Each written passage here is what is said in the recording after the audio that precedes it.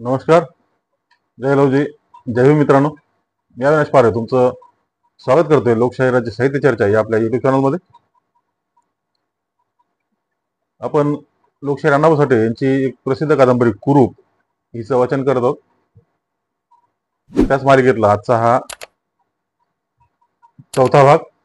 आला आला म्हणित तो 12वा दिवस आला वर आणि पाटलाच्या वाड्यात बारशाची तयारी झाली. त्या दिवशी पाटलाच्या वाड्यापुढे लागणार गाव जेवणाची तयारी झाली होती. उभ्या गावाला जत्रेचं स्वरूप प्राप्त झालं होतं. प्रत्येक माणूस धुंद दिसत होता, आनंदात वावरत होता. अंतू पाटील हा दादा पाटलाचा 25 वर्षाचा पुतण्या सर्व व्यवस्था पाहत होता. पर्वती, नाथा, रामोशी हे आज दिवसभर धावपळ करीत होते. दिवस मावळतीकडे झोकला होता. सर्व लोक जमले. पाहुणे गाव यांनी वाड्यात आणि अंगणात गर्दी केली. गावातील स्त्रियांनी वाडा भरला. हरणाबाई आनंदानं फुलली होती. तिच्या स्त्रीत्वाला आणि स्वरूपाला नवा उजाळा दिला होता. तिच्या चेहऱ्यावर नवं तेज मावत नव्हतं. ती बहर आलेल्या वेलीसारखी भासत होती. त्यात आज ती दागिन्यानं मडली होती आणि तिला द्रष्टच लागत होती. भटानं मुहूर्त पाहून मुलाचं नाव आनंद असं ठेवलं आणि ते नाव सर्वांनाच आवडलं. मग पंक्ती उठू लागल्या. पुंडलिक वरद या घोषणांनी गाव दणकू लागला. दादा पाटील आपल्या अनेक मित्रांना घेऊन अंगणात शांत बसला होता. लोक जेवत होते, पान सुपारी घेऊन जात होते आणि बाबा पाटलाच्या वाड्यात ओसाड वातावरण भरलं होतं. तो पायरीवर दुःखीत होऊन बसला होता. त्यानं आपला कोपर गुडघ्यावर टेकला होता आणि त्याच हाताच्या तळवटीवर हनवटी ठेवून तो अंधारात पाहत होता. काहीतरी शोधावं तसं शोधित होता आणि त्याचा आत्मा कडत होता. दादा पाटलाचा उत्कर्ष त्या झळांनी तो जळत होता. आरशात तोंड पाहावं तसं तो आपलं गतायुष्य, आपलं वागणं, आपलं बोलणं सारं आठवत होता आणि दुसऱ्याशी बोलावं त्याप्रमाणे तो स्वतःशीच भांडत होता. तो म्हणत होता, तू काय केलंस जन्माला येऊन? किती कष्ट केलेस? किती पैसा मिळवलास? अरे वडिलांना अपार दौलत जोडली होती म्हणून तू चैन करत आहेस. तू आपला एकही शब्द खरा करू शकला नाहीस. दादा पाटलाशी वैर केलंस, पण शेवटी त्यानंच तुला तुरुंग दाखवला. बेड्या ठोकल्या, तुझी धिंड काढली आणि तू अजून जिवंत आहे. त्याला मुलगा झाला आहे. सारा गाव त्याच्या घरात जमला आहे आणि तुझ्या दारात कुत्रही नाही. सारा गाव तुला कुरूप समजत आहे. हा, हे खरं आहे की काही तुझे मित्र आहेत, पण ते काय करतात? येतात, दारू पितात, मटण खातात, बाकी काही नाही. भावकीतली 10 माणसं पाठीवर आहेत एवढंच. पण तू कुचकामी आहेस. तू म्हण हरणीला जबरीने घरात घालणार, तसं तू बोललायस बरं का. ती आता आई झाली आहे. आता तू काय करणार? काय करणार? मी वाटेल ते करीन. तिला एक मूल झालं म्हणून काय झालं? एका लुगड्यावर का बायको म्हातारी होते? ती अजूनही तरणीच आहे. पण थोडीच चूक केली. मी माझ्या दोस्तांची मदत घेऊन या दादा पाटलाचा निकाल लावायला पाहिजे होता. परंतु आता मी तशा चुका करणार नाही. जे जे ठरवलं आहे, जे जे मी बोललो आहे ते सर्व आता करणार. आता काय आहे माझं? मला बेडी घातली, मी तुरुंगही भोगला, वाईट म्हणून बदलौकिक मिळवला. आता फक्त मरणच येणार, त्यालाही माझी तयारी आहे. पण मी बोललो आहे ते सर्व खरं करून मरणार आहे. मी प्रथम दादा पाटलाचा खून करणार आणि मग एक दिवस का होईना पण हरणीला या घरात नांदवीन, तेव्हाच मी मरणार. एरवी देव जरी मला मर म्हणला तरी त्याच्या कमरत लात मारीन. इतक्याच बाजूला पावलं वाटली.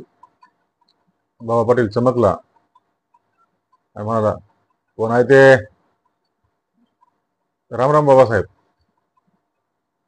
एक आवाज आला आणि एक इसम पुढे आला. कोण? साबरकर? असं रातचं कुठं? काय भानगड? बाबानं विचारलं. चला घरात सांगतो. तो इसम म्हणाला, त्याच्याबरोबर आणखी 2 जण होते. मग ते 4 घरात गेले. कंदिलाची वात वर करून प्रकाश वाढवला आणि बाबा पाटील म्हणाला, रंगूबा चाबारकर, किती दिवसांनी भेटता? अहो सवडच नाही, रंगूबा बोलला.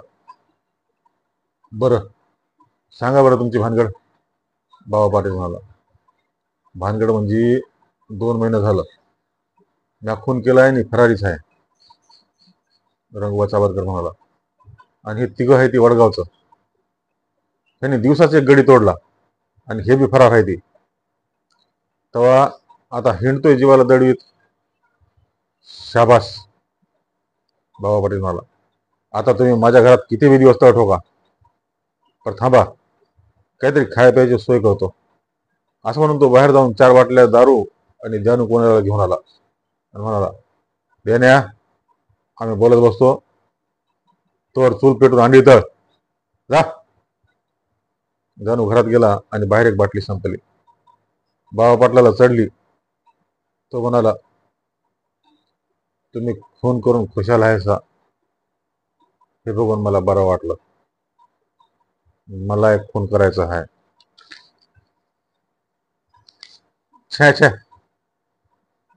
त्या कामाला तुम्ही कशाला, रंगूबा म्हणाला. ते काम आम्हासनी सांगा, आम्हासनी आता खुनाची सवय झाली आहे. ठीक, ते उद्या बोलू, आता नका, आता दारू संगच बोला, बाबा पाटील बोलला. आणि ते 4 मोठ्याने हसले आणि तळलेल्या अंड्याची वाट पाहत दारू संपू लागले. परंतु रंगूबा एकाएकी गंभीर झाला. पाटील म्हणाला, पाटील, राग मानू नका. दारू पीत पीत दोस्तासंग बोलायचं असतंय, तेव्हा बोलू द्या.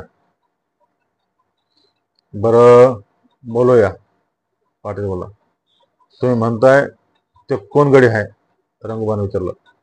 आणि कुठं आहे? आमच्याच गावात आहे आणि आमचाच आहे, म्हणजे वैरी आहे, पाटलानं उत्तर दिलं. तो गडी कसा आहे? मजबूत, हत्यार 2 जरबी रायफल, पाठबळ भरपूर आणि तगडी माणसं. असू द्या, मी राईट काम करतो. रंगूबाला दारू चढली. म्हणाला, सकाळीच दाखवा. नाही, ते काम इतकं सोपं नाही, बाबा पाटील म्हणाला. ते काम दमाने केलं पाहिजे. 4-6 महिने गेलं तरी हरकत नाही. तसा करा, रंगूबाने हुंकार दिला. पण तुम्ही उद्या घराबाहेर पडू नका. तुमची सारी व्यवस्था मी घरातच करेन, बाबा पाटलांना सूचना केली. आणि ज्ञानू अंडी घेऊन बाहेर येतात त्याचं बोलणं बंद झालं. पहाटेपासून दादा पाटलाच्या वाड्यात एकच गडबड सुरू झाली होती. प्रत्येक चाकर आपलं काम उरकीत होता. एक चाकर जनावरचं शेण काढीत होता, एक जण गुरांना चारा घालीत होता, तर एक चाकर अंगण झाडीत होता. परबती धारा काढीत होता. तो कासणी दुधानं भरली की घरात नेऊन ठेवत होता आणि पुन्हा दुसऱ्या म्हशीची धार काढायला बसत होता. ताई मोलकरीण स्वयंपाक करत होती. तिला आज जेवण काय करायचंय ते सांगायची काही गरज नव्हती. आणि ताई एक मोलकरीण आहे असं मुळीच वाटत नव्हतं. हे घर आपलंच आहे याच भावनेनं काम करत होती. आणि प्रत्येक नोकरीच्या हृदयात ती आपलेपणाची भावनाच होती. हरणाबाई आता फक्त बाळाभोवती घुटमळत होती. शिवाय सोनाराची 11 वर्षाची द्रौपदा तिला मदत करत होती.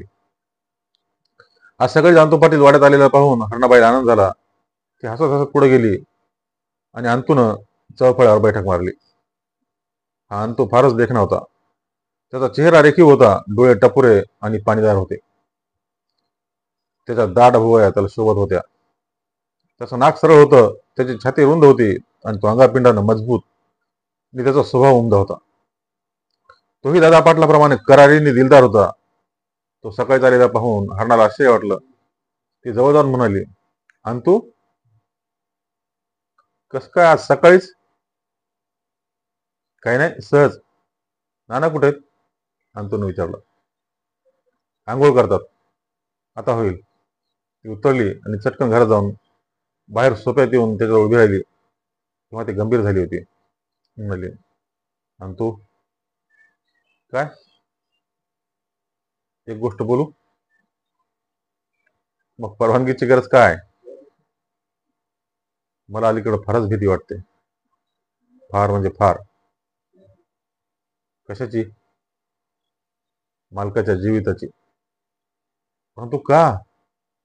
अंतू बोलला. कारण मालक आपल्या जीवाची मुळीच काळजी घेत नाहीत आणि मी सांगताना फक्त हसतात. हरणा तक्रारीच्या सुरात बोलली आणि अंतू हसत म्हणाला, अशी एकाएकी भीती वाटायचं काय कारण? शिवाय आम्ही सर्व आहोतच की. तुम्ही आहात खरं, हरणाबाई म्हणाली. साप दुखून सोडावा तसा प्रकार झालाय आणि बाबा पाटील तुरुंगातून आलाय. तो आता स्वस्त बसणार नाही. शहाणा वैरी समोर येतो, पण हा वैरी मूर्ख आहे. तो वाटेल ते कपट करील. खरं आहे तुझं, अंतू म्हणाला. मग मी काय करावं तेवढंच मला सांग. तू सांगशील ते मी करीन. त्याच्यावर नजर असू दे, हरणा बोलली. मग मला तेवढी बंदूक दे, अंतू म्हणाला. आणि मग पहा मी कशी नजर ठेवत होते. मी सकाळी नानांना घेऊन जाईन आणि संध्याकाळी परत आणून तुझ्या हवाली करीन. मग तर बस झालं. बस बस, तू काहीही कर, परंतु सांभाळ, ती बोलली. काय रे आणतो सकाळीच? दादा पाटील बाहेर येऊन अंतू शेजारी चौफळावर बसले. काय नाही, उगी चालू होतो, अंतू म्हणाला. काही खास नाही ना? पाटलानं विचारलं. काही अडचण असेल तर सांगून टाक. खरंच काही नाही, अंतू एकाएकी गंभीर झाला. क्षणभर विचार करून मला. ना या बाबा पाटलाचा उपद्याव थांबणार नाही.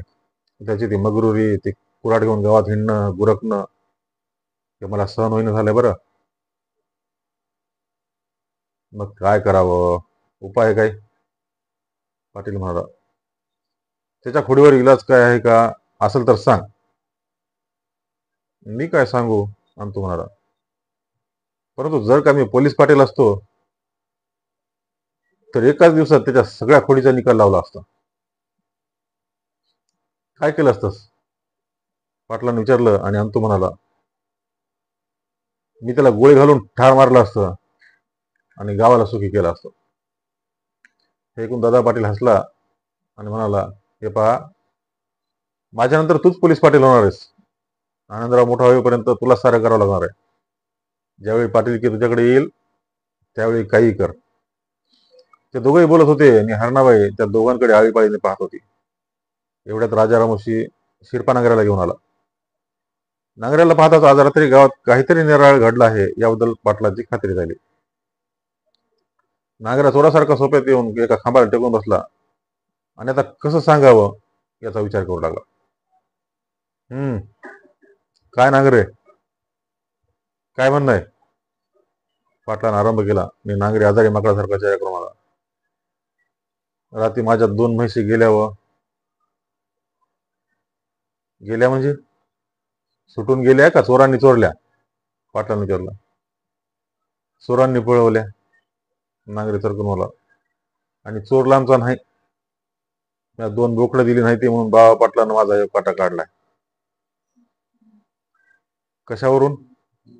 पाटलानं विचारलं. तसा मला त्यानं सांगितलं होतं, नांगरे म्हणाला.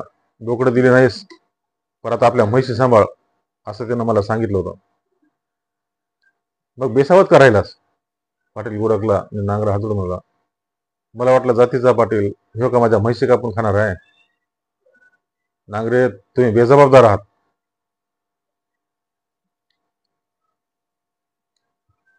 काय गुन्हा घडला पाटील?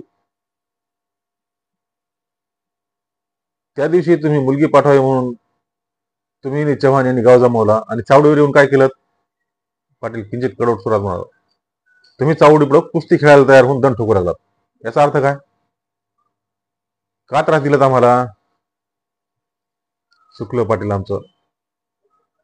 ते काय नाही, फौजदारलाच कवा. पाटलांनी तालुक्याची वाट दाखवली. नका नका, तसं नका करू, नांगरे गरीब चेहरा करून म्हणाला. त्या दिवशी आमची चूक झाली, पण आजच मी माझी लेक सासरी पाठवतो. पण चव्हाण ऐकणार नाही. त्याला तेवढं सरळ सांगा, मी तयार आहे. ठीक आहे. पाटील शांत होऊन राजा रामोशाकडे वळून म्हणाला. राजाराम, पळ जाऊन चव्हाणाला घेऊन ये. लगेच राजा पळत गेला आणि चव्हाणाला घेऊन आला. चव्हाण वाड्यात आला तेव्हा भयभीत झाला होता. तो हळूच खाली बसला आणि आज पाटलानं कसलं गिरमीट काढलं असावं याचा विचार करू लागला. काय चव्हाण, तुमच्या कुस्तीचं काय झालं? पाटील आवाज सोडून मला. न्याय निवाडा करा म्हणून तुम्ही आम्हाला बोलवून दण ठोकीत निघून गेलात आणि आमचा अपमान केलात. आता मी शेवटचं सांगतोय, आजच तुमची मुलगी सासरी गेली पाहिजे. नांगरे ही आपली मुलगी पाठवतात. कबूल आहे का? पण पाटील चव्हाण सासरला आणि पाटील गरजला. चव्हाण, अहो शुद्धीवर या. पण करू नका, परिणाम वाईट होतील. तुमचा मुर्दा पडला तरी मी ढुंकून पाहणार नाही. मग नाही तर सरळ मार्गावर या आणि आजच मुलीला सासरी पाठवा. ऐकून चव्हाण नरमला आणि तुमचं ऐकलंच पाहिजे. पाठवतो पोरीला आजच. तर मोहर भांडत टन नसावा एवढंच मागणं आहे. जा, काय होणार नाही. पाटील बोलला आणि जा म्हणतात चव्हाण उठला आणि गेला. नंतर पाटील नांगऱ्याला म्हणाला, मी म्हशीची चौकशी करतो, तुम्ही जाऊन मुलीला सासरी पाठवायची तयारी करा, जा. मग नांगरे निघून गेला आणि पाटील अंतूला म्हणाला, अंतू, या घडी बसून बाबा पाटलाच्या वाड्यात सतत पळत ठेवा. रात्री तर फारच जागरूक राहा. चला.